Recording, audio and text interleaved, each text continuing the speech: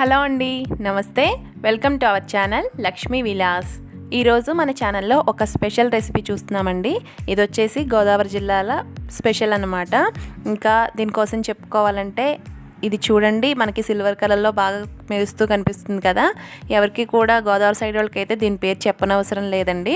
గోదావరి జిల్లాల వాళ్ళు అయితే మాత్రం ఈ ఫిష్ ఎప్పుడు వస్తుందా అని చెప్పి సంవత్సరం అంతా వెయిట్ చేస్తూ ఉంటారండి. ఒకసారి టేస్ట్ చేశారంటే కనుక ఎవరైనా కూడా అలా వెయిట్ చేయవలసిందే, ఎందుకంటే దీని రుచి అంత అమోఘంగా ఉంటుంది.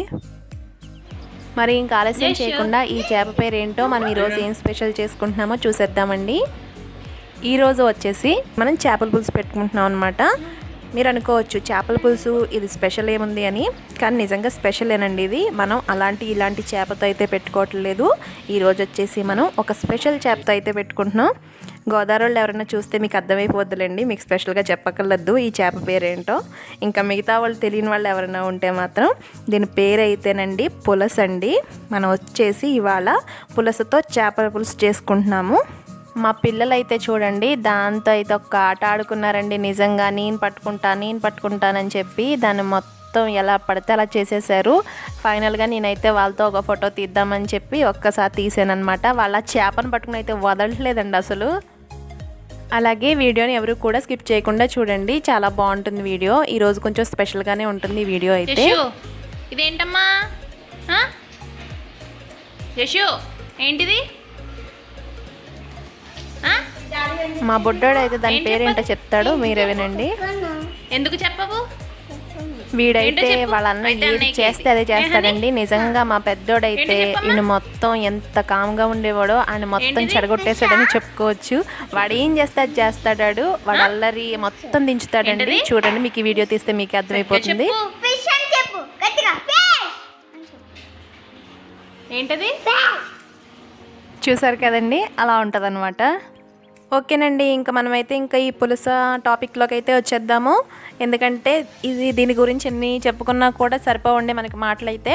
ఇది వచ్చేసి దీని గురించి కొన్ని సామెతలు కూడా ఉంటాయండి. నాకు తెలిసిన ఒక సామెత అయితే ఉంది, పుస్తులు అమ్ముకునైనా కూడా పులస తినాలి అని చెప్పి గోదావరిలో అయితే బాగా యూజ్ చేస్తారండి ఈ సామెతనైతే. అంటే దీని అర్థం ఇప్పుడు తిని చెప్పింది కదా, ఇప్పుడు పుస్తులు అమ్ముకుని మేము తినాలా అని మీకు ఏమైనా డౌట్ రావచ్చు. అదేమీ కాదండి, జస్ట్ అది వచ్చేసి ఒక సామెత. దాని అర్థం ఏంటంటే ఈ పులస యొక్క టేస్ట్ తెలిసిన వాళ్ళు, అంటే దీని రుచి తెలిసిన వాళ్ళు ఎవరైనా కూడా అంత డేర్ చేయడానికి కూడా వెనకాడరు అని చెప్పి దీని అర్థం అండి. అంటే దానిలో ఉన్న టేస్ట్ని వివరిస్తూ చెప్పారే కానీ పుస్తులు అమ్ముకుని అయితే తెచ్చుకోమని కాదండి. అయినా దీని టేస్ట్ తెలిసిన వాళ్ళు ఎవరైనా కూడా ఇంత రేటు పెట్టి తిన్నామని అయితే ఫీల్ అవ్వరు, ఎందుకంటే దాని టేస్ట్ అంత బాగుంటుందన్నమాట. ఇంకా ఇది చెప్పాలంటే దీనికి అంత టేస్ట్ ఎందుకు వస్తుందంటే ఇది యాక్చువల్గా ఆస్ట్రేలియాలో పుడుతుందండి. ఆస్ట్రేలియా నుంచి మన గోదావరిలోకి వస్తుందన్నమాట. ఇది సముద్రంలో నుంచి గోదావరిలోకి వరద నీటిలో ఎదురీదుతూ వస్తుందండి. మనకి ఆగస్టు జూలైలో మనకి బాగా వర్షాలు పడతాయి కదా, అప్పుడు వరదల్లో మనకి రంగు మారుతుంది చూడండి. అప్పుడు ఆ నీటిలోకి వచ్చేసరికి ఈ పులుసుకైతే రేట్ చాలా బాగా పెరుగుతుందన్నమాట. అలాగే టేస్ట్ కూడా చాలా బాగుంటుంది. అందుకే దీనికి ఎంత రేట్ అయినా కూడా పెట్టి కొనుక్కోవడానికి ఎవరు వెనకాడరు. అలాగే ఈ చేప వచ్చేసి మేము గోదావరి సైడ్ నుంచి తెప్పించుకున్నామండి. అంటే మేము ఉండేది హైదరాబాద్, మేము ఇది ఈస్ట్ గోదావరి నుంచి తెప్పించుకున్నామన్నమాట. ఎందుకంటే అక్కడ టేస్ట్ చాలా బాగుంటుంది. ఓకేనండి, మరి దీన్ని ఎలా చేసుకోవాలో ఇప్పుడైతే చూద్దాము. ఎందుకంటే ఇది ఏ ఫిష్ కర్రీ చేసుకుంటాం కదా మనం రెగ్యులర్గా, అలా అయితే చేసుకోకూడదండి, కొంచెం డిఫరెంట్గానే చేసుకోవాలి. ఎలా పడితే అలా చేసామంటే దీన్ని టేస్ట్ అయితే పోతుంది. మనం స్పెషల్గా దీనికి టేస్ట్ ఏమీ తెప్పించిన అవసరం లేదు, ఎందుకంటే ఇది ఆల్రెడీ చాలా టేస్టీగా ఉంటుంది. కానీ దీని టేస్ట్ని అయితే మాత్రం మనం చెడగొట్టుకోకూడదు కదా, అందుకని చెప్పి నేను చెప్పి ఈ ప్రాసెస్లో చేసుకోండి. మీకు పులుసు అయితే చాలా టేస్టీగా వస్తుంది. మరి ఆలస్యం చేయకుండా ప్రాసెస్లోకి వెళ్ళే ముందుగా నా ఛానల్ని షేర్ చేయండి, సబ్స్క్రైబ్ చేసుకోండి.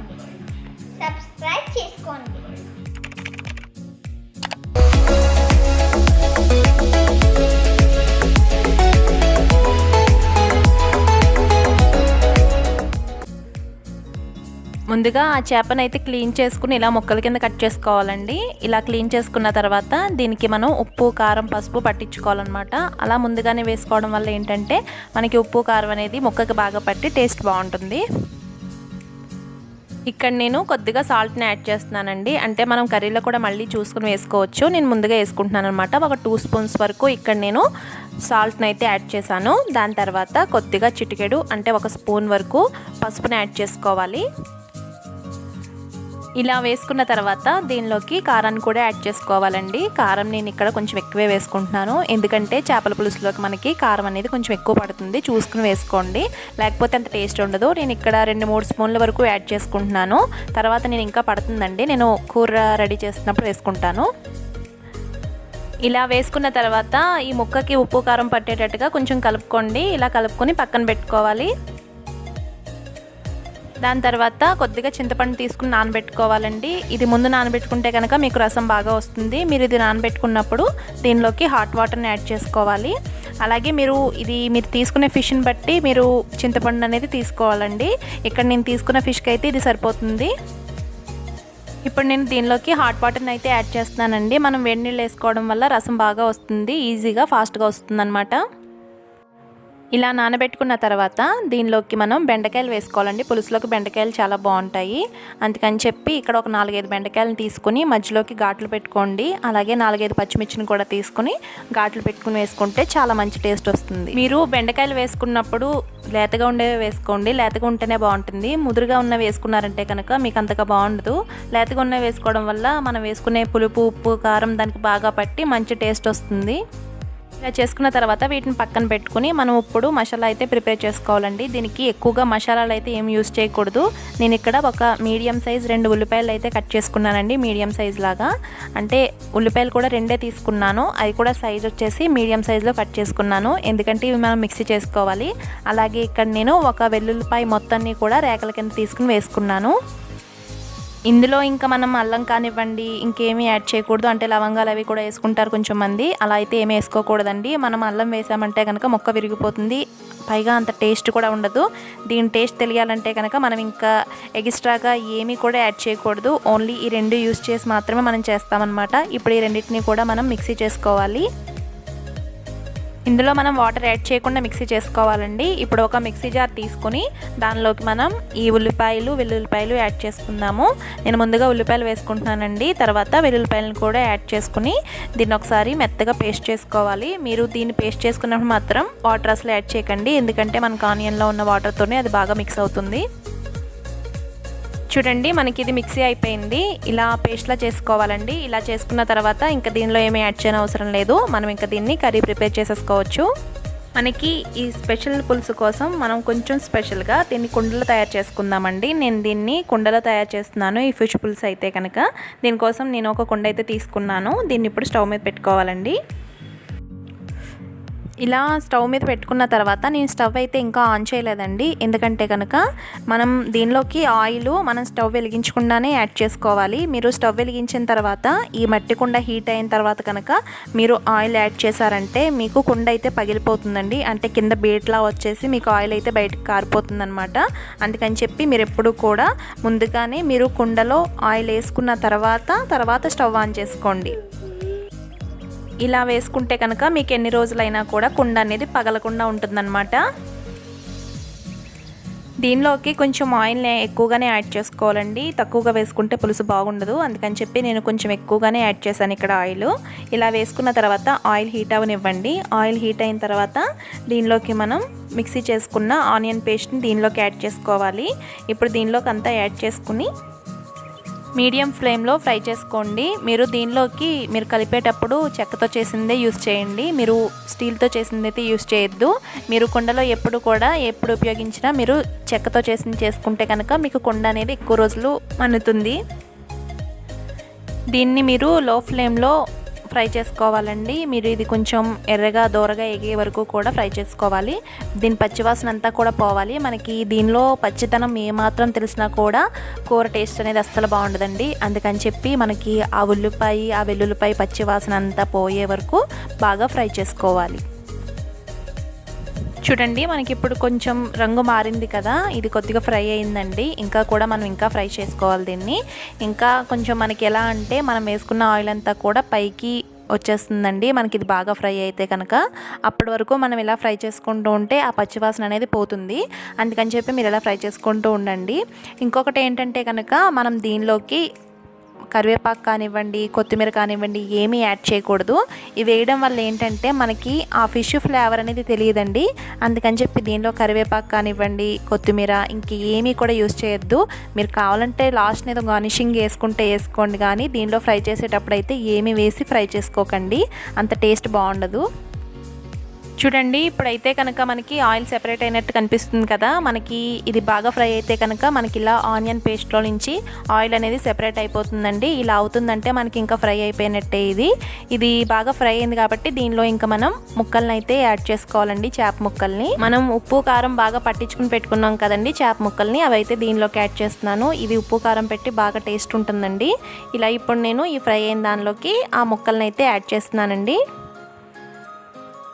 చేప ముక్కల్ని ఒక దాని మీద ఒకటి కాకుండా మీరు కొంచెం వెడల్పుగా ఉన్నది పెట్టుకుంటే కనుక మీరు సెపరేట్గా పెట్టుకోవడానికి ఉంటుంది. అందుకని చెప్పి మనకి ఈ ముక్క కూడా బాగా ఉడుకుతుందన్నమాట.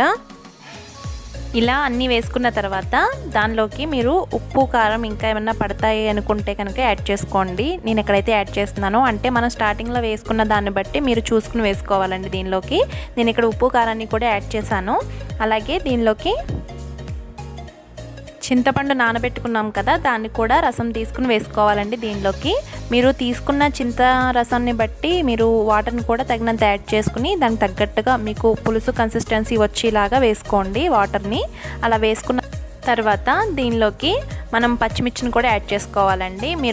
మనం కారం యాడ్ చేసాము, అలాగే పచ్చిమిర్చి కూడా యాడ్ చేస్తున్నాము. మీరు చూసుకొని మీరు తినే కారం బట్టి వేసుకోండి, ఎందుకంటే ఇందులో కొంచెం కారం ఎక్కువ ఉంటేనే బాగుంటుంది. అలాగే కట్ చేసుకున్న బెండకాయలను కూడా ఇప్పుడు యాడ్ చేసుకోవాలి. ఇలా అన్నీ యాడ్ చేసుకున్న తర్వాత దీనిలోకి గరిటెని అసలు పెట్టకూడదండి. పెట్టకుండా మీరు ఒక క్లాత్ తీసుకుని ఆ గిన్నె పట్టుకుని నేను చూపిస్తున్న విధంగా చేసుకున్నట్లయితే కనుక మీకు ఉప్పు కారం అన్నీ కూడా బాగా సెట్ అవుతాయి. ఇలా అంతా కలుపుకోవడం వల్ల ఏంటంటే కనుక మీకు వేసుకున్న ఉప్పు కారం ఎక్కడెక్కడ ఉండిపోతాయి కదండి, అవన్నీ కూడా మీకు అంతా మంచిగా పట్టేటట్టుగా సెట్ అవుతుందన్నమాట. ఇప్పుడు దీని మీద ఒక మూత పెట్టేసుకుని మీరు ఒక 15 మినిట్స్ వరకు దీన్ని పులుసును మరిగించుకుంటే కనుక మీకు పులుసు అయితే రెడీ అయిపోతుందండి. మీకు ఉప్పు కారం ఏమన్నా పడతాయి అనుకుంటే కనుక మీరు మధ్యలో ఒకసారి మూత తీసుకుని చెక్ చేసుకోవచ్చు. అప్పుడు ఏమైనా కావాలితే యాడ్ చేసుకోండి, సరిపోతుంది. చూడండి, మనకి ఇప్పుడు ఒకసారి మనం మూత తీసి చూద్దాము. చూస్తుంటే ఒకసారి మనకి పులుసు మరుగుతూ కనిపిస్తుంది కదా. ఇలా మరుగుతున్నప్పుడే మీరు ఒకసారి చెక్ చేసుకోండి. టేస్ట్ అయితే కనుక ఉప్పు ఏమన్నా పడుతుంటే కనుక మీరు ఇప్పుడు వేసుకోవచ్చు. అలాగే చూస్తుంటే మనకి ఇది రెడీ అయిపోతున్నట్టే అనిపిస్తుందండి, ఎందుకంటే మనకి ఆయిల్ పైకి వచ్చేస్తుంది కదా. మనకి ఆయిల్ ఎప్పుడైతే అలా పైకి వస్తుందో మనకి కర్రీ రెడీ అవుతున్నట్టుగా మనం అర్థం చేసుకోవాలి. మరి ఈ కర్రీని మనం ఇంకా టేస్ట్ పెంచాలంటే కనుక దీనిలోకి కొంచెం అయితే మనం ఒక ఇంగ్రీడియంట్ అయితే యూస్ చేస్తామండి. అదేంటంటే కనుక వెన్న యూస్ చేస్తారండి. వెన్న పూస ఉంటుంది కదా, అంటే మనం ఇక్కడ బటర్ అని బయట నుంచి తెచ్చుకుంటాం కదా, అలాంటివి అయితే యూస్ చేయకండి, వేస్ట్. మీరు అప్పటికప్పుడు తీసుకున్న వెన్న ఏమైనా ఉంటే ఫ్రెష్గా అది యాడ్ చేసుకోండి, చాలా మంచి టేస్ట్ వస్తుంది. లేకపోతే కనుక వదిలేసేయండి, కానీ ఇంకా కొన్నదైతే మాత్రం యాడ్ చేయొద్దు. అలా కాకుండా మీరు ఇంకోటి కూడా యాడ్ చేసుకోవచ్చండి. ఇందులో ఆవకాయ నూనె అయితే మాత్రం యాడ్ చేస్తారు.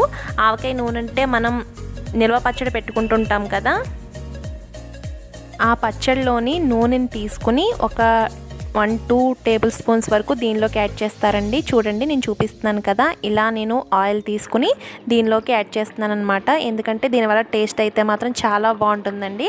నేను ఇక్కడ 1 స్పూన్ వరకు యాడ్ చేస్తున్నాను. ఇలా వేసుకుంటే మీకు ఈ చేపల పులుసు అనేది మరింత టేస్టీగా వస్తుంది.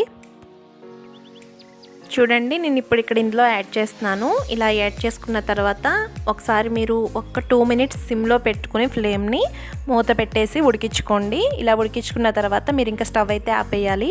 మీరు ఈ ఆవకాయ నూనె వేసిన తర్వాత ఎక్కువగా అయితే ఇంకా కుక్ చేసుకోకూడదండి. మనం ఫైనల్లో అయిపోతుంది అనిపించుకున్నప్పుడే మనం ఈ ఆయిల్ని అయితే యాడ్ చేసుకోవాలి.